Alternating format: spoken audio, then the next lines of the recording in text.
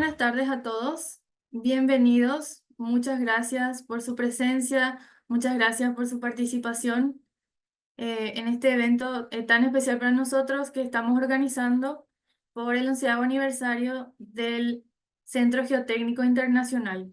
Bienvenidos nuevamente.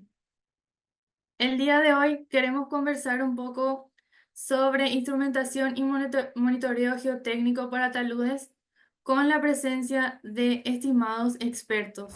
Antes de comenzar, quisiera hablarles un poco de quiénes somos como institución eh, dedicada a la educación, sobre todo a la educación en geotecnia. Somos una organización que ofrece los servicios de capacitación, asesoría, consultoría y estudios en geomecánica y geotecnia. Tenemos por misión brindar la mejor experiencia en nuestros servicios, aportando valor en el desarrollo profesional y empresarial de nuestros clientes. De esta manera, visionamos ser una organización líder a nivel regional en servicios para el sector minero y constructor y también energético. ¿Qué es lo que queremos lograr a través de este foro virtual?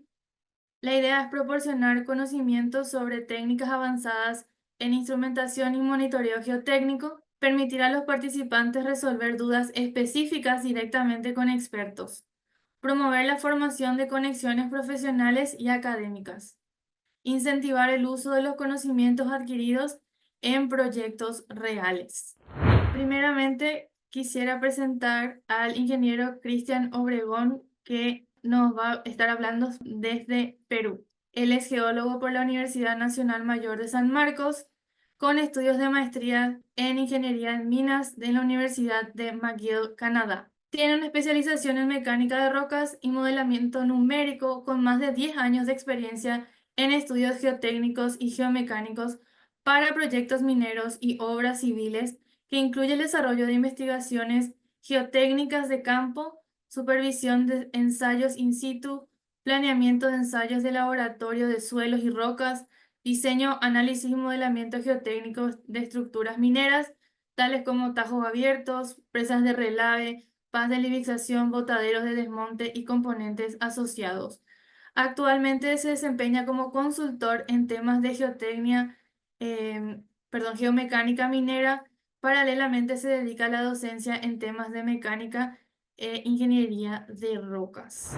A continuación, quiero presentar al ingeniero Miguel Narva. Él es ingeniero geotécnico con 18 años de experiencia en Perú en tajos abiertos y 2 años en minería subterránea. A lo largo de su carrera ha trabajado en diversas empresas mineras, incluyendo Pan American Silver, Minera Yanacocha, entre otros. Se ha desempeñado en diferentes posiciones técnicas, desde la supervisión de campo hasta el liderazgo de equipos de trabajo. Además, ha participado en diversos proyectos geotécnicos de distinta complejidad, lo que le ha permitido adquirir una visión integral de los diferentes aspectos del diseño geotécnico minero y civil, brindando soluciones desde una perspectiva geotécnica que alinean la seguridad con los objetivos de la empresa. También quiero presentar al ingeniero Rafael Bustos Rubio, altamente capacitado, ingeniero civil y geotécnico con más de 19 años de experiencia en grandes operaciones de minería a cielo abierto, modelado y monitoreo geotécnico e hidrogeológico, perforación y voladura, planificación de minas, operaciones mineras, instalaciones de almacenamiento, de relave, cierre de minas, gestión de riesgo, capacitación e innovación. Quisiera explicar la dinámica brevemente para que todos podamos entender cómo vamos a conversar con los expertos. Vamos a iniciar con unas preguntas que ya tenemos preparadas, que ustedes ya enviaron previamente al realizar la inscripción. Vamos a arrancar con eso y luego en un momento pueden dejar sus preguntas en el chat y luego voy a leer esas preguntas para que los expertos puedan contestarlas, ¿sí? Pero iniciamos con las preguntas que ya nos habían enviado. Comenzaremos con las siguientes preguntas, que son del tema de implementación de la instrumentación geotécnica. Las preguntas a contestar por los expertos son: ¿qué instrumentos se necesita para monitorear taludes en minería?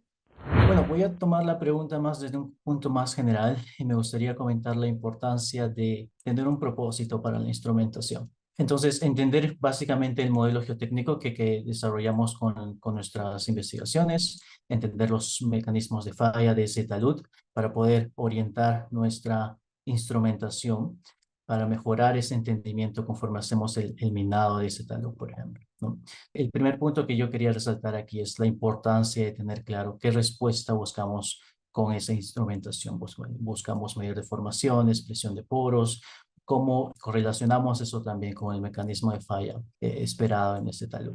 Sí, estoy muy de acuerdo con lo que decía Cristian, hay que conocer los tipos de falla, tal. Yo agrego algo ahí, depende del tipo de proyecto, depende del presupuesto que tenga la minera en este caso, depende también de qué regulaciones hay a nivel nacional o internas de la minera, porque hay veces que las regulaciones nacionales son un poco más laxas en este tema y no son muy concretas en qué tipo de instrumentación se deben colocar. Entonces, internamente estas mineras o los accionistas de estas mineras tienen una normatividad o unos estándares que regulan este tipo de monitoreo como tal. Y también en la fase, en qué fase se encuentra el proyecto. Si estamos en la fase operativa y en esa fase operativa hay mucha interacción de la operación de personas, interacción con la parte ambiental. Entonces hay mucha más perturbación con el tema de voladuras. Ahí la instrumentación está un poco más enfocada a eso y puede ser un poco más densa, por decirlo así. Hay mucha más instrumentación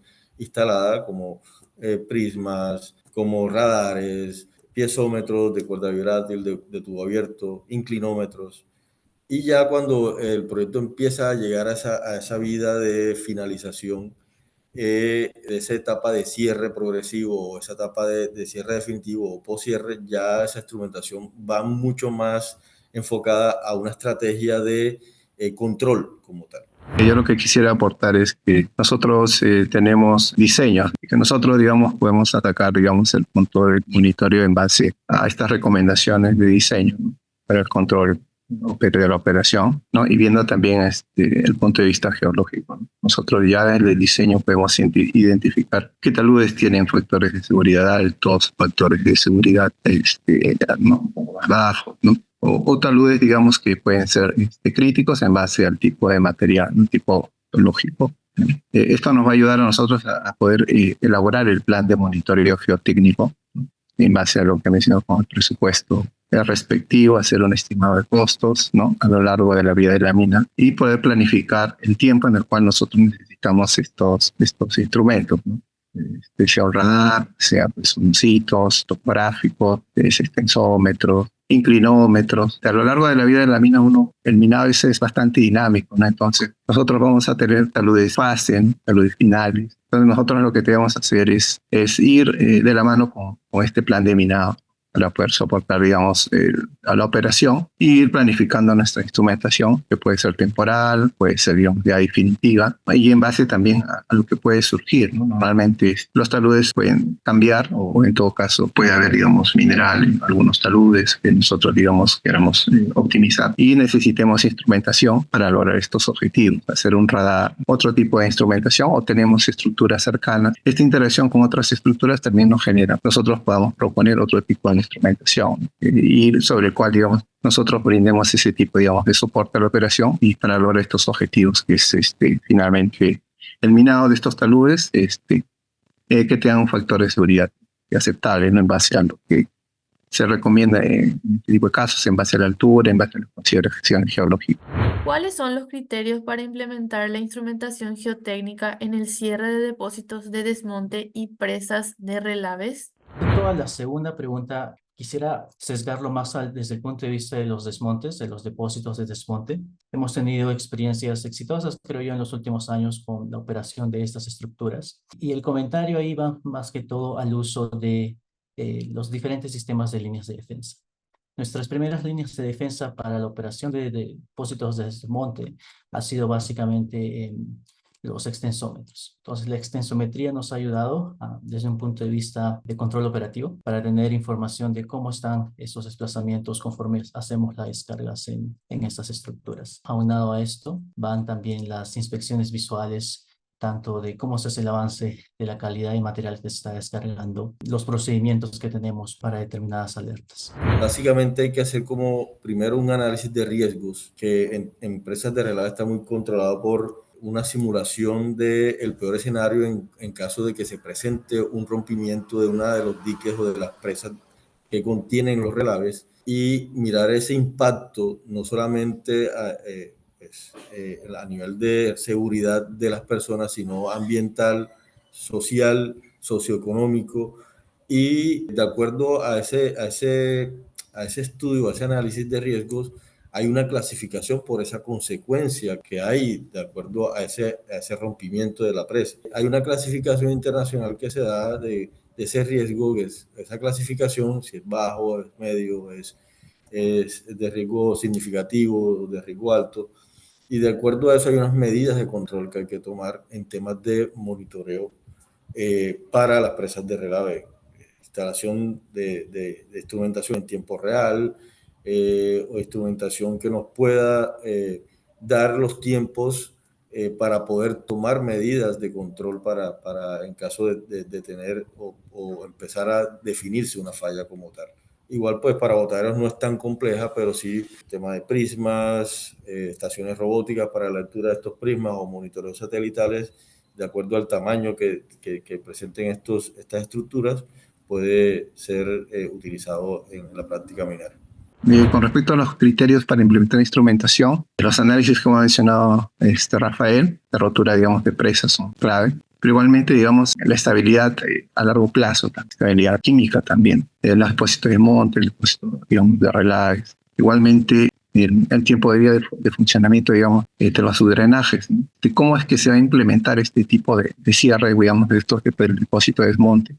Lo que no, porque normalmente uno tiene un diseño inicial operativo y uno va a ir cambiando este tipo de diseños a lo largo de la vida, digamos, de la unidad cuando uno llega al diseño final para el cierre. Entonces, muchas veces se tiene un diseño diferente o a veces muy similar y se realizan cortes de talud, cambios donde nosotros, digamos, vamos a perder información de instrumentación, ¿no? Vamos a tener que retirar hitos, vamos a perder pisómetros, tensómetros, o la instrumentación que nosotros se haya utilizado a través de la operación de los depósitos, ¿no? Entonces, hay que tener en cuenta que ya producto del cierre se va a reducir las interacciones con equipos y nosotros debemos tener una cantidad mínima de instrumentación que nos garantice la estabilidad física.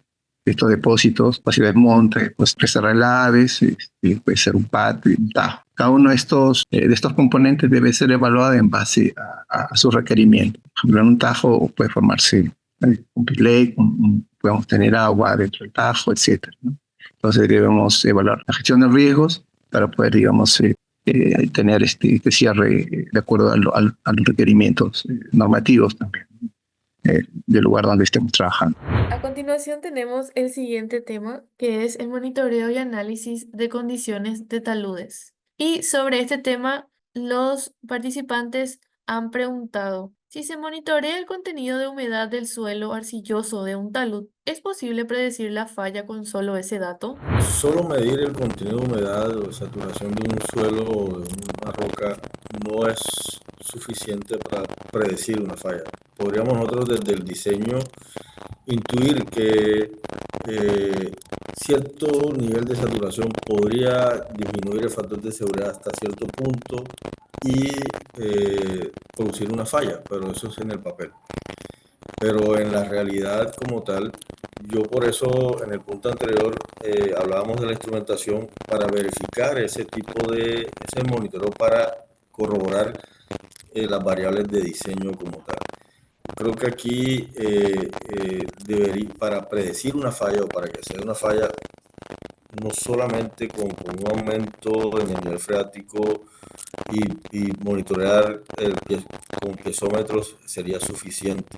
Deberíamos tener un complemento para que vayamos observando el nivel de deformación que empieza a presentar el terreno de acuerdo a ese aumento de contenido de humedad, para así nosotros poder con mayor certeza poder predecir en qué momento, porque hoy hay herramientas como los radares, donde con esa información en tiempo real yo podría empezar a ver el inicio de esas deformaciones y con la instrumentación de piezómetros poder corroborar que se debe a esa causa, empezar a tomar decisiones previo a esa falla.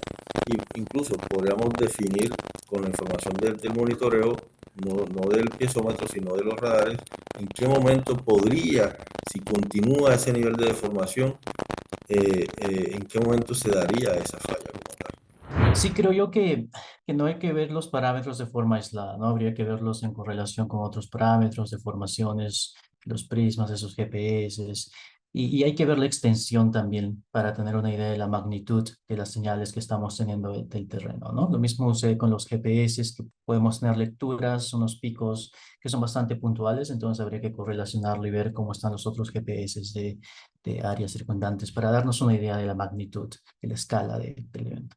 Ahora, yo llevaría el término, más que contenido de humedad, yo lo llevaría más a presión de poros. ¿Sí? Yo lo llevaría más a presión de poros, que es lo que podemos medir con los piezómetros.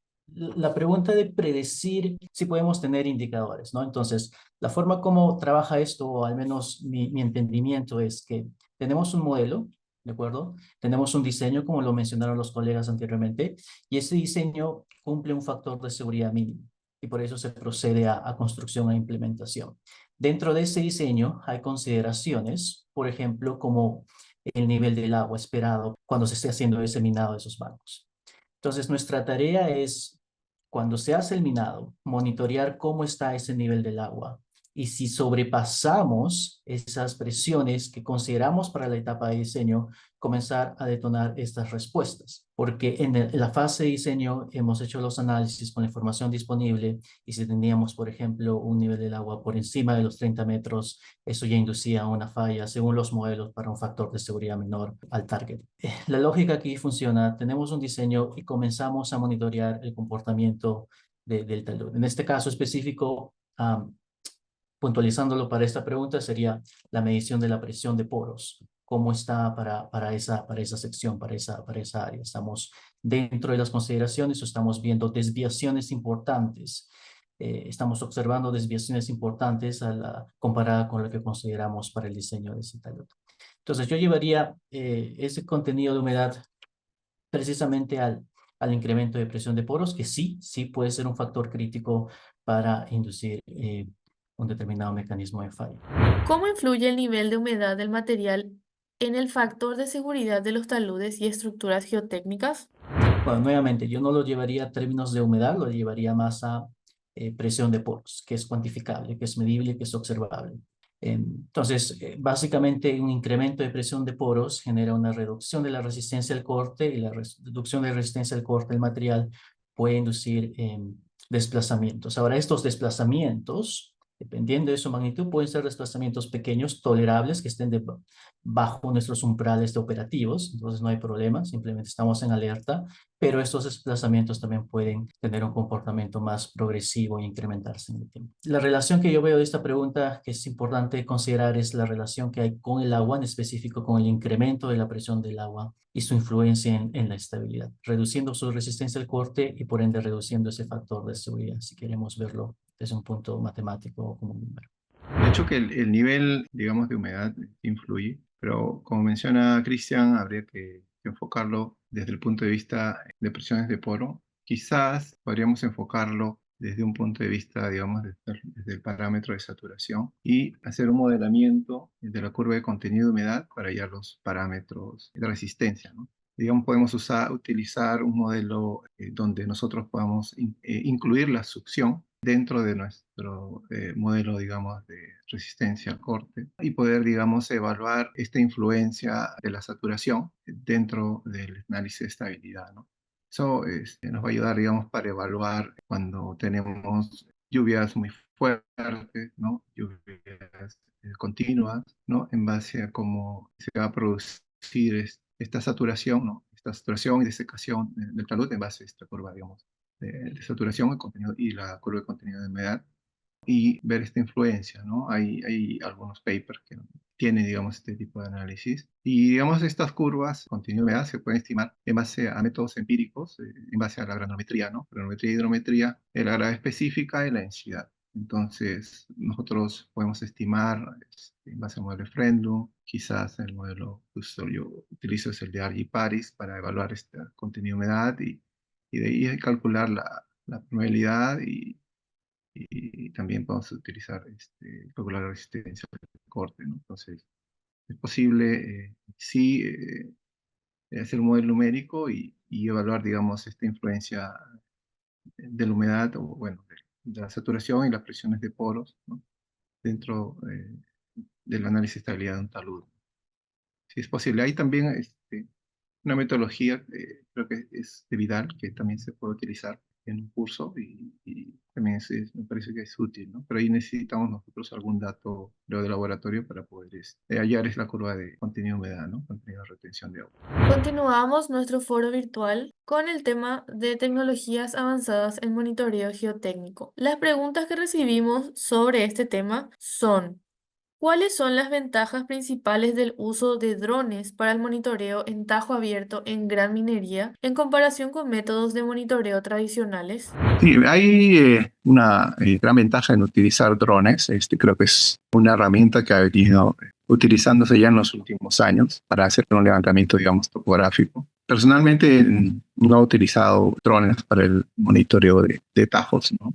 Más para el levantamiento, digamos, de información topográfica. Se basa en el tema, digamos, de toma de imágenes, ¿no? Tomar fotos, ¿no? Para poder obtener la información de los taludes. Y en base a un software hacer el procesamiento de las imágenes y obtener un desplazamiento, ¿no? Y graficar las curvas de forma igual. Entonces, sí, el uso del dron sí es útil, pero como desventaja es el tiempo, digamos, de autonomía, ¿no? Los drones bajo tiempo de autonomía, dependiendo, bueno, de lo de la marea. Y también hay que tener en cuenta, deben ser utilizados, debe uno estar capacitado para el uso de los drones, ¿no? Y aún así hay que tener cuidado también de que es posible que se pierdan los drones en alguna operación. Un dron, se perdieron varios drones por efecto, digamos, de la fauna, ¿no? Sabes que habían arriba de la operación. Entonces, sí, hay ventajas en utilizar, que puede uno llegar a zonas peligrosas o inaccesibles, difícil acceso, y tener información de una zona de deslizamiento, zona, digamos, lejana. El tema de los drones ahora mismo se usa mucho en tema de inspecciones geotécnicas.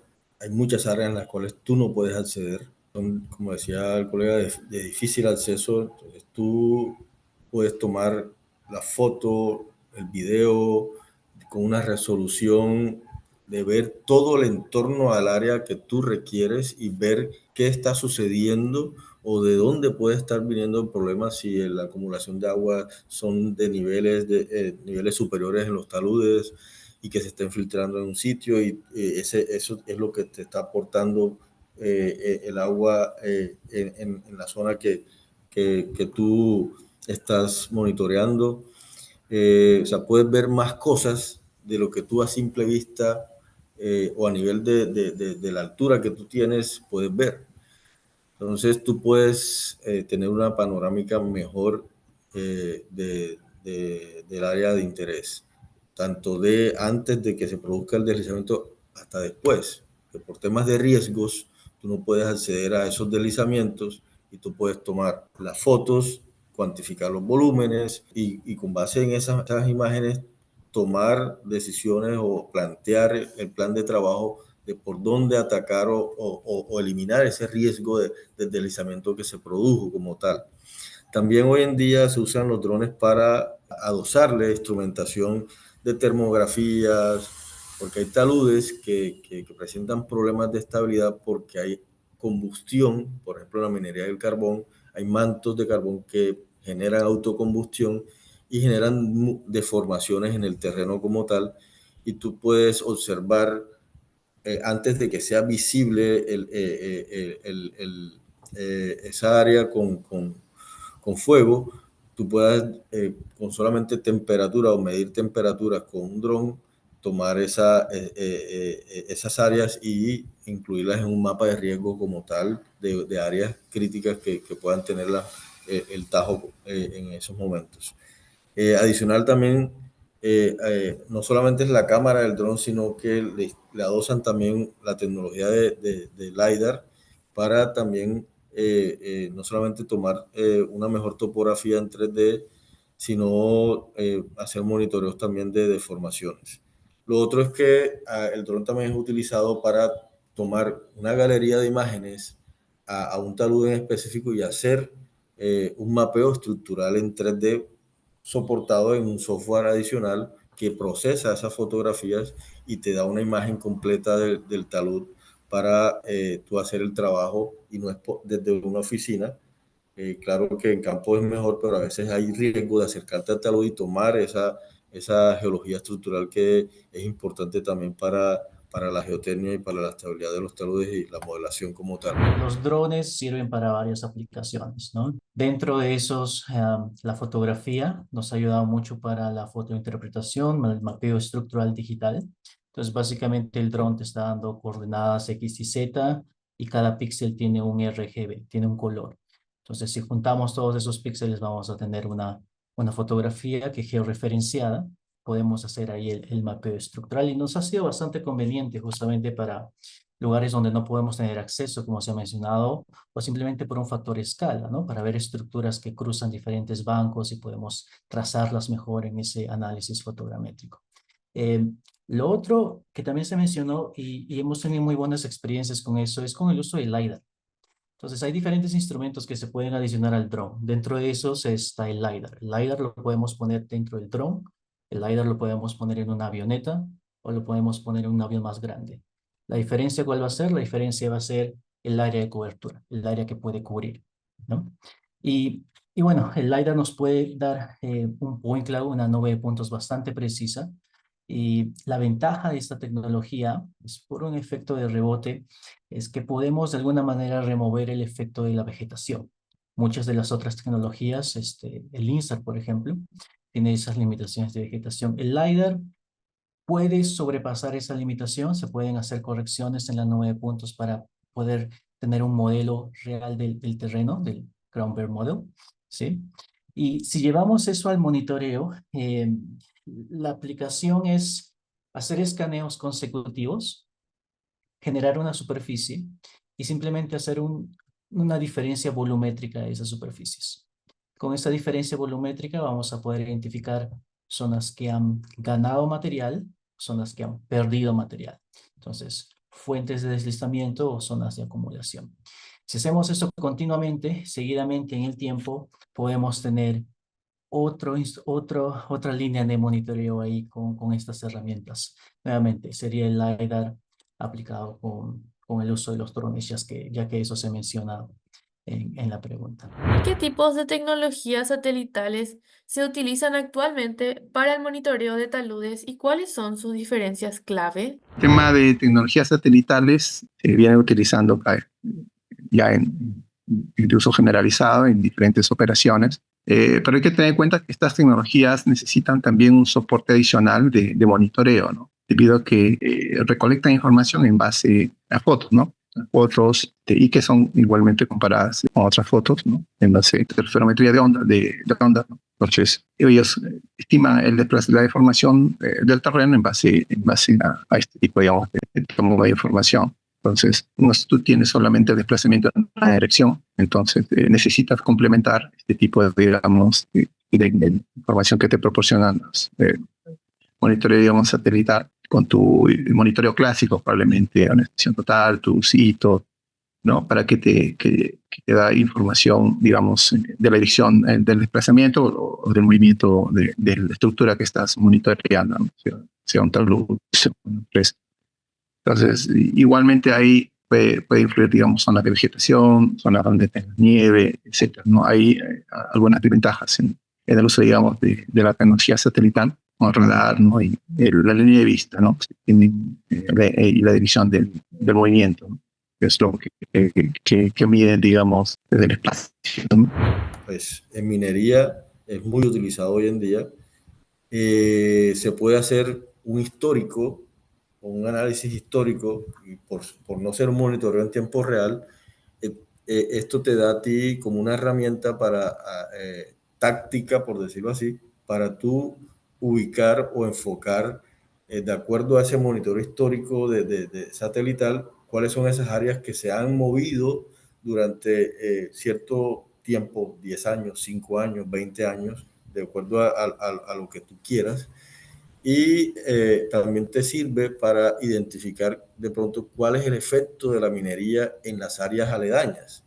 Por decirlo así, hacer un hueco con la minería puede estar impactando a poblaciones cercanas o a ríos o cómo puede estar impactando la construcción de un botadero de superficie en el Tajo como tal también. Entonces eso te da una herramienta táctica para tú enfocar el sistema de monitoreo ya más de tiempo real o no, para tú hacer los análisis respectivos como tal. Eso es Y lo otro es, pues, básicamente hoy en día tú puedes tener monitoreos y en el tiempo, porque un satélite pues, demora aproximadamente entre 10 a 12 días pasar pues alrededor de la Tierra y ese es como el horizonte de tiempo que tiene el contratista que brinda este tipo de servicio para brindarte a ti un monitoreo de un rango de tiempo de 10 a 12 días y decirte esto es lo que se está moviendo en los últimos 12 días, así se está comportando tu tajo, así se está comportando tu botadero y son las áreas que posiblemente pudieron moverse, aunque tienen sus limitaciones. Todo este tipo de instrumentación tiene sus limitaciones en cuanto a la precisión, en cuanto a la visibilidad del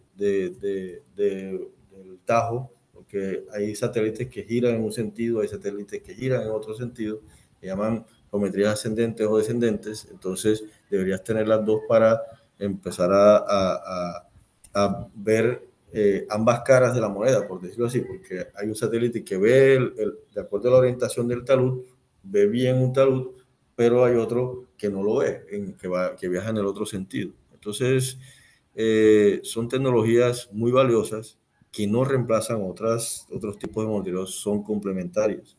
Siempre todas estas tecnologías vienen siendo complementarias porque en este caso solamente te dice qué se está moviendo, pero no hacia dónde se está moviendo. Eso es importante saberlo también. Con respecto a la tecnología satelital, se mencionó también básicamente el INSAR. Y lo que hay que entender de todas estas metodologías y tecnologías es las limitaciones, obviamente, las limitaciones. Y una de las principales limitaciones es la línea de vista, el line of sight, ¿no? Entonces, para tener un vector de verdadera magnitud necesitamos, como se mencionó, estas órbitas ascendentes y descendentes, y asimismo estas tecnologías, pues, preferiblemente nos dan tiene mejor cobertura para taludes orientados en dirección este-oeste. Entonces, como la órbita es norte-sur, esa sería la zona ciega para estas tecnologías. Y otras limitaciones también incluye la vegetación, la cobertura de nieve, ¿no? La aplicación que hemos encontrado para el INSAR es básicamente para reclamación. Nos ha servido mucho para poder continuar ese monitoreo de estructuras que entran en reclamación y en cierre. Y tal como se mencionó, la estrategia también es una cobertura más amplia con el INSAR y poder definir hotspots, zonas rojas ahí para poder focalizar mejor e instrumentar mejor esas áreas para un monitoreo más táctico, como se mencionó. Pero en sí, creo que esas serían las principales acotaciones, muy en línea con lo que ya se mencionó previamente. Gracias. A continuación, y para finalizar nuestro foro virtual, los expertos responderán preguntas enviadas en vivo a través del chat de Zoom por los participantes de este evento. Las primeras dos preguntas dicen, ¿qué umbrales de movimiento deben considerarse en un talud de roca y un talud de suelo? Creo que no hay una receta universal. Depende mucho de las condiciones geológicas, estructurales del sitio. Van a haber diferencias, obviamente, dependiendo de la calidad de las rocas, es muy fracturada, menos fracturada, el tipo de suelo también. La estrategia ahí es tener un entendimiento de ese modelo geotécnico, ¿no? Entender cómo está la geología de nuestro sector y cuál van a ser esos potenciales mecanismos de falla. Normalmente, pues, uno al principio, cuando empieza a utilizar estas tecnologías, eh, uno a veces busca un benchmark, o sea, si hay la opción de tener acceso a información de otra mina hermana, por decirlo así, del mismo dueño, que ya tenga esta experiencia, o o otra mina que tú puedas visitar y tengas acceso y tengas una roca muy similar, puedes iniciar con algunos umbrales, pero después debes, con la información propia del sitio, de cómo tú puedes, con base en un evento de caída de roca, un evento de caída de material, un evento de deslizamiento que se ha registrado por un radar, por ejemplo, tú puedes hacer un back análisis de este movimiento y de la curva de movimiento y empezar a mirar qué pasó 8 horas antes, 12 horas antes, 24 horas antes, 48 horas antes, y puedes mirar en términos de deformación y velocidad cuáles pueden ser esos umbrales que tú necesitas para tomar esas acciones y definir como ese TARP, porque al final los umbrales te definen, están definiendo un TARP, que a la final es un plan de acción ante un detonante, que en este caso es un movimiento, una deformación basado en desplazamiento o velocidad, que de acuerdo a cómo tú lo tengas configurado, y tú puedas definir ese umbral con ese back análisis para ver cuánto tiempo tú necesitas para tomar esa decisión. Básicamente tú puedes decir, no, yo quiero que el radar empiece a emitirme alarmas con un umbral X que me dé 48 horas de maniobra para evacuar a las personas. O si yo quiero tomar acción porque el talud tiene un ángulo muy tendido, entonces las deformaciones son muy lentas y las velocidades son muy lentas, y tú puedas incluso tomar acción desde la planeación minera e incluir actividades que te eliminen o disminuyan ese riesgo que se está presentando en ese momento. Entonces, todo depende de la información que tengas a la mano como tal, pero el umbral en talud en roca y talud en suelo incluso son diferentes, o se mueven o se comportan diferente como tal. ¿Se puede utilizar el mismo umbral de movimiento que en un prisma a un radar? Ambos dan como resultados desplazamientos y velocidades. Bueno, los umbrales no pueden ser lo mismo justamente porque el radar sufre del efecto de línea de vista, ¿no? Mientras que el prisma te va a dar un desplazamiento verdadero. Entonces, eh, puede haber correlaciones. Lo que nos ha ayudado bastante es, como tenemos un pixel y jugamos con diferentes posiciones del radar, podemos calcular cuál va a ser el porcentaje de pérdida del vector. Dado ese efecto de línea de vista, podemos calcular para diferentes posiciones trials del radar cuánto de la verdadera magnitud del vector de desplazamiento vamos a perder para diferente posición del radar. Y con eso buscamos optimizar la ubicación de ese radar. Entonces, si tenemos una idea, tenemos un estimado de ese vector loss en porcentaje, tal vez por ahí podríamos hacer ciertas relaciones o correlaciones con los valores que nos da el prisma con el radar. Pero la respuesta, al menos para mí, sería, esos umbrales no pueden ser. Los umbrales de ambos tipos de monitoreo no son los mismos. Normalmente son muy diferentes debido a la precisión, al vector real que está midiendo uno y el otro no. Aunque hoy en día, pues, los proveedores de estos equipos de radares, si las áreas de cobertura, y tienes más de un radar midiendo esa misma área de cobertura, podrían convertir el movimiento en un vector real, así como lo hacen los prismas. Por último, los expertos contestarán esta pregunta que nos acaba de llegar a través del chat de Zoom. Dice, esta pregunta muy interesante. El avance tecnológico es fundamental, pero ¿qué tan importante creen que es el machine learning, inteligencia artificial, y qué beneficios podríamos obtener en el monitoreo de instrumentación geotécnico? Yo creo que la implementación, bueno, del Machine Learning va a ser muy beneficioso para el tema, digamos, de monitoreo. Em, el tema, digamos, de inteligencia artificial actualmente ya se está utilizando para bastante en el tema geológico, ¿no? Hay algoritmos que te ayudan, pues, a poder clasificar, a poder identificar, ¿no? Tú puedes utilizar redes neuronales y también entrenarlas, ¿no? ¿No? Para que puedan reconocer patrones. Entonces, creo que va a ser muy importante el tema eh, del Machine Learning y dentro, digamos, del monitoreo geotécnico, ¿no? Nosotros podríamos entrenar a una red neuronal en base a nuestras curvas de formación, ¿no? El tiempo de formación acumuladas y poder predecir, ¿no? En base a lo que nosotros ya conocemos como las etapas, digamos, ya de falla progresiva, ¿no? Falla inminente, ¿no? Donde nosotros eh, utilizamos, digamos, el inversor de velocidad para este tipo, digamos, de predicciones. Entonces podríamos empezar a entrenar estas redes neuronales, ¿no? Y poder tener, digamos, estas predicciones, ¿no? Digamos, como una aplicación. Entonces, evidentemente hay también sus desventajas, ¿no? En el tema de utilizar Machine Learning, ¿no? Bueno, la inteligencia artificial, pero básicamente, de mi punto de vista, creo que sí va a ser posible implementarlo y con un gran éxito. Sí, esa es una pregunta interesante. Creo que el fondo de la pregunta sería qué buscamos como objetivo final, cuál es el propósito que pensamos para estas técnicas, complementar o reemplazar. Si es complementar, creo que es saludable, toda adición ayuda, eh, pero el reemplazar no estoy tan seguro. No sé si dejamos a la máquina pensar por sí sola cómo evolucionarían esos índices de falsas alarmas, ¿no? Entonces, tal vez posiblemente haya un poquito de trial and error en este proceso. Creo que IDS ya tiene implementado uno de estos algoritmos en el Guardian, creo que es el AIDA, se llama. Pero básicamente se utiliza la herramienta para identificar la tendencia, ¿no? El tren, cómo está esa curvita.